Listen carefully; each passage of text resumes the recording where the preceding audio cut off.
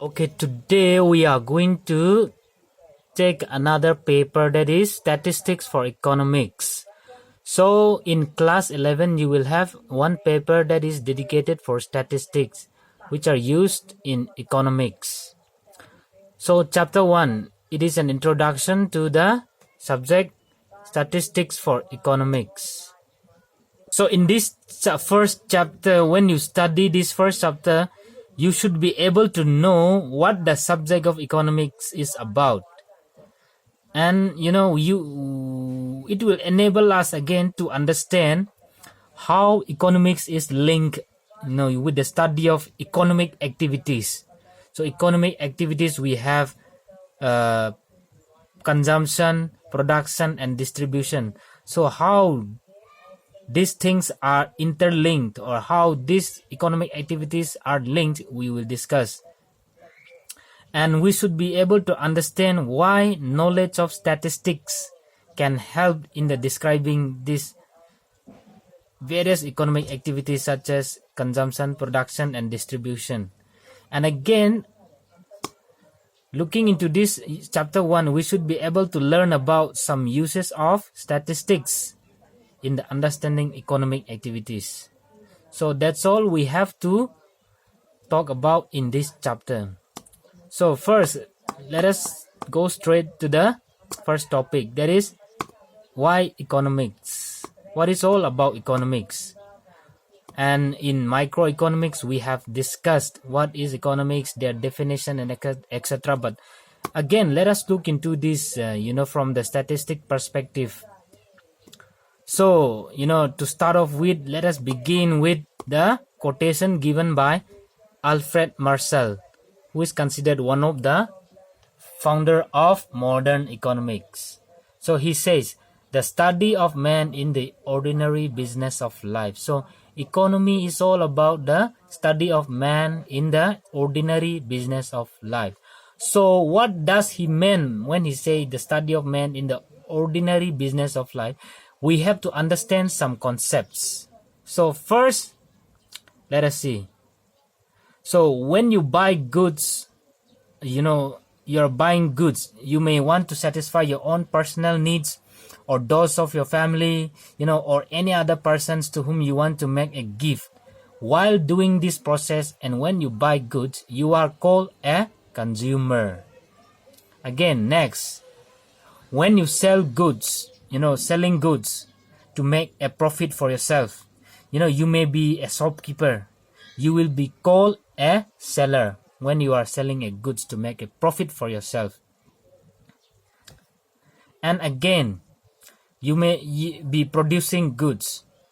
You may be a farmer or a manufacturing company, and you provide or produce goods and services. So you will be called a producer. And again,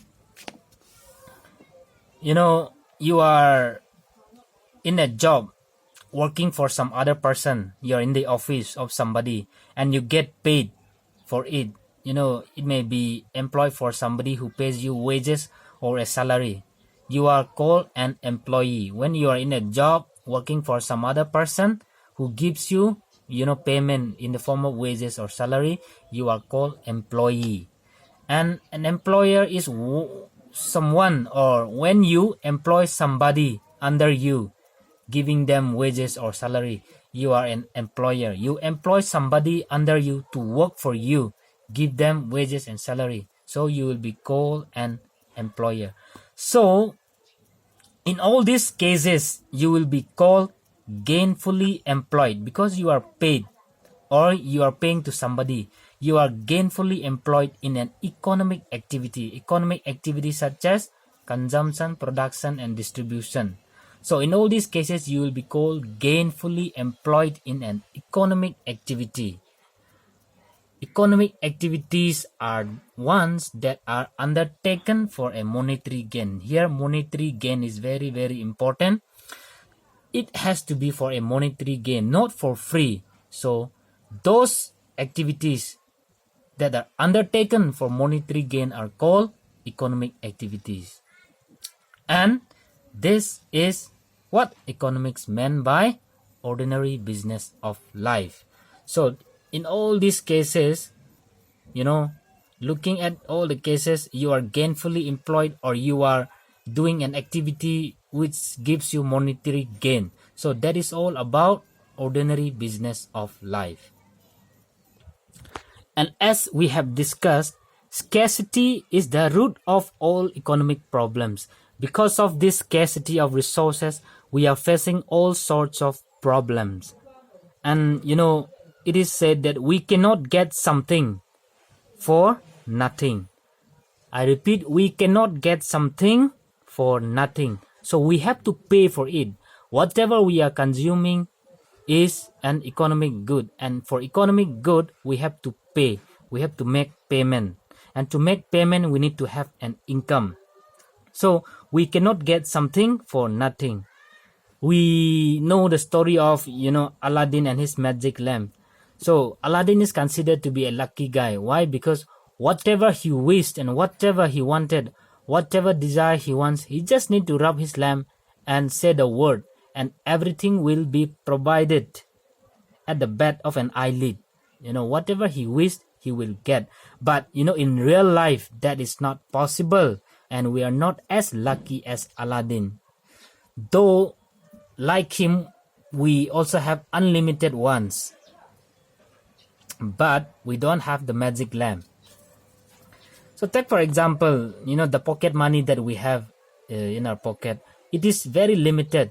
Suppose you want to buy, one snack, and then you have to sacrifice something so that you can buy that snack, because your pocket money is also limited. That is why when you go to the bank and when you go to buy something in a grocery shop, there is a long queue that is there. That is all because of the manifestations of scarcity, the long queue that you have to stand, and then shortage of consumer goods, shortage of necessity goods. Those are all manifestation of scarcity of resources. So the resources which the producers have are limited and also have the alternative uses. That is why we face certain economic problems. So what are the various economic activities that we have to study? Economic activities, as I have mentioned, there are three basic economic activities. There is consumption, production, and distribution. So we shall see them one by one. So what are some of the economic activities? Economic activities are in the form of consumption, production, and distribution. So firstly, let us study the theory of production. So a consumer, given his income and many alternative goods to choose from, what to buy when he knows the price, is the study of consumption. So consumption would mean a consumer given the different alternative goods and services to choose from, and after knowing the price, he buys that good. So that is called the study of consumption. So what about the study of production? So a producer chooses what and how to produce for the market. This is called the study of production. So looking at the various costs of production and demands of the consumer, a producer will choose what and how, or what type of technique to produce goods and services for the market is the study of production. Lastly, theory or study of distribution. So under this, we would like to know how the national income or the total income arising from what has been produced in the country is distributed in the form of wages, salaries, profits, interest. So this is the study of distribution, how the national income or how the national product, total output of a nation is distributed through wages, salaries, profits, interest is the study of distribution. So besides this, the conventional economic activities divisions or conventional divisions of the study of economics, we also want to know all the facts that modern economics has to include. So some basic economic problems that is facing the modern economics, such as we also want to know how the earning capacity, the level of earning capacity of the people, how many people are living in a poor condition, how many are middle class, how many are rich or high class, and we also want to know the situation of poverty. So when we have to study all this, we have to know the facts. Only after knowing the facts and data, we can apply appropriate government actions to eradicate or to get rid of the problems. So that is why economics is all about the ordinary business of life, and that is all talking about the ordinary business of life. So economics can also look at these things provided they know how to collect and put together the facts about what these disasters cause systematically and correctly. So in order to analyze the problem or situation, we need to know how to collect the data or present the data in a correct manner, and we should also know how to measure, measurement of poverty and all those things. It should be presented and done in a proper manner. Otherwise, we cannot apply the appropriate government actions to solve all these certain economic problems. So that is why modern economics, it includes learning of soft skills, and then making useful studies of for measurement of poverty, and then income distribution, and how earning opportunities are related to your education, how environmental disasters affect our lives, and so on and so forth. So we are including all these scope or subject matter in the modern economics. So when we talk about facts, data, collection, and measurement, obviously, you will also appreciate why we needed statistics. Statistics mean the study of numbers, relating to selected facts in a systematic form. It is all about data and facts which are put together or collected in a systematic manner. That is called statistics. So looking at these lines, we should also appreciate why we are using statistics in economics and why we need statistics in economics.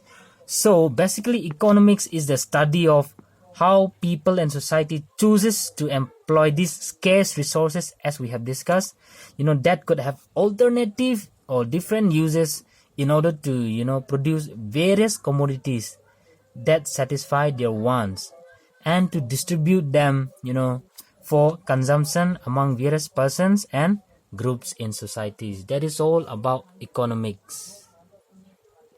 So we have discussed what is economics all about and what are the various economic activities, and so we shall study what is the relationship between statistics and economics, or statistics in economics. So here, when we talk about statistics, we are talking about data and all those collection, analysis, interpretation. So in the previous section, you were told about certain special studies that concern the basic problems that is facing the country. So to study all those basic problems, you have to know more about economic facts. So such economic facts are also known as economic data. So those problems which is the economic problems or economic facts, you have to know to study and analyze them, and those facts are called economic data. So the purpose of this collecting of data is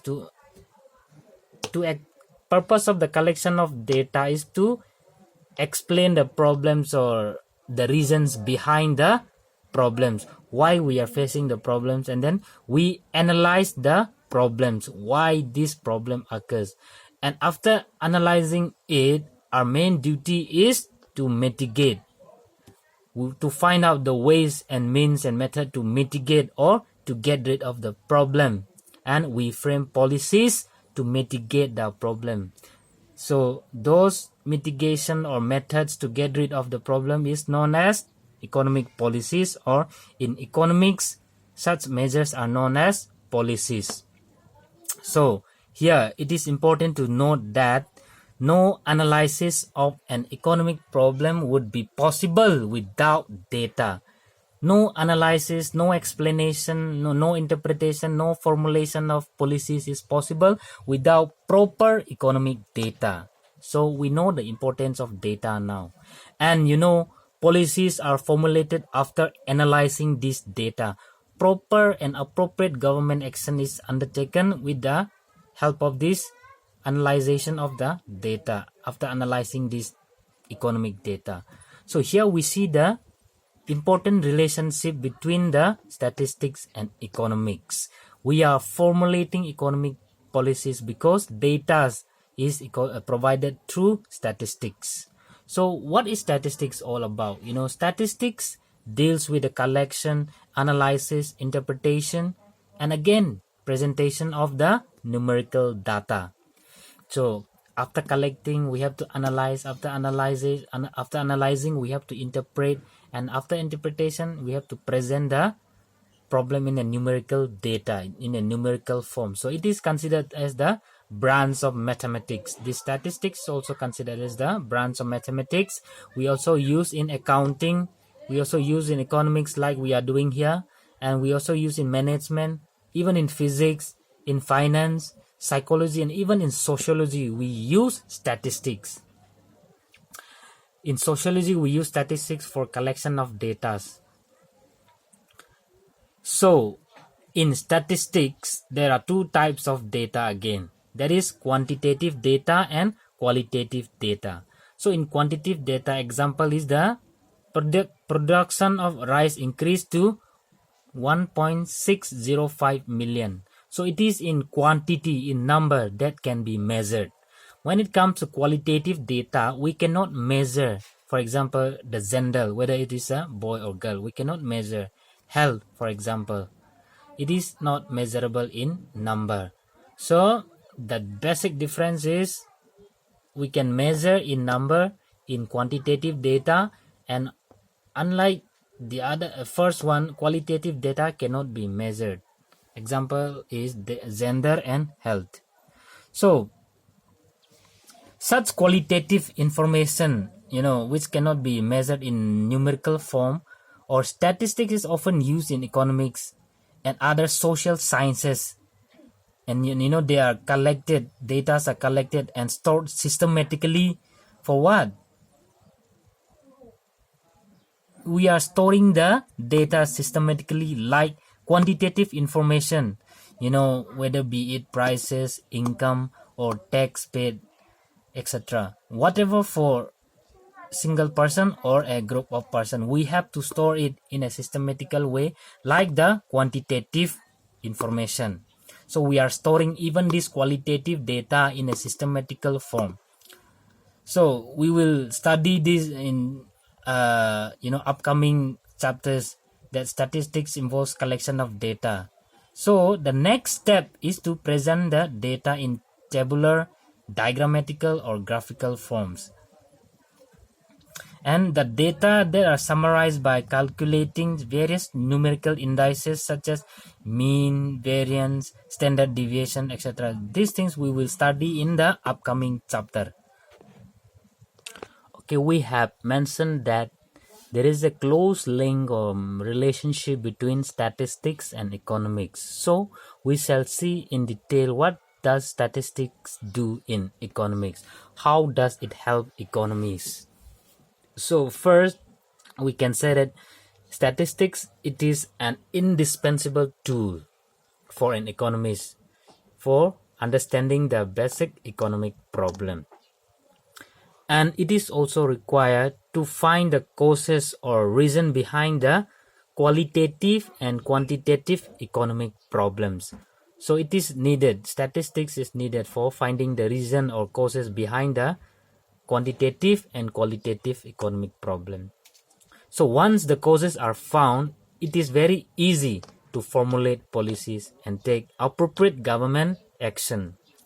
So economic also helps in presenting economic facts, those economic facts and data in precise and definite form. It is very precise, it is very correct and definite form, which help for easy comprehension of the economic problem. Again, when economic facts are expressed in statistical terms, they become exact. There is very little room for error when it is presented or expressed in economic terms. So again, statistics helps us in summarizing the mass data in few numerical measures. So condensing the mass data into few numerical measures. So again, statistics also helps in finding the relationship between different economic factors.